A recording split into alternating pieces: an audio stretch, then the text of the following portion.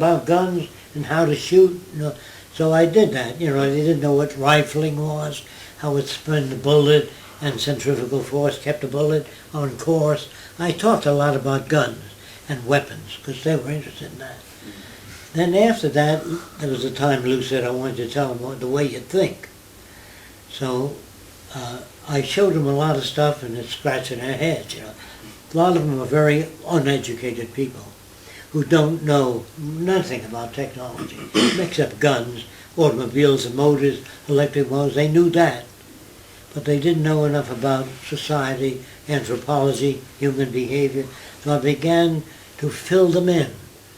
I used to train dogs and animals, dogs mostly to lead the blind.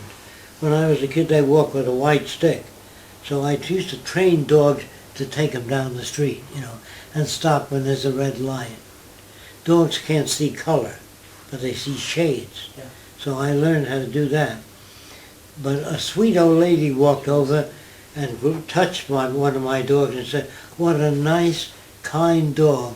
And I said, no, ma'am, I could have trained that dog to tear soldiers to pieces. Mm-hmm. I trained it to lead the blind.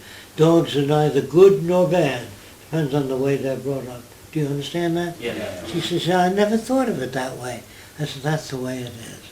And she got that right away.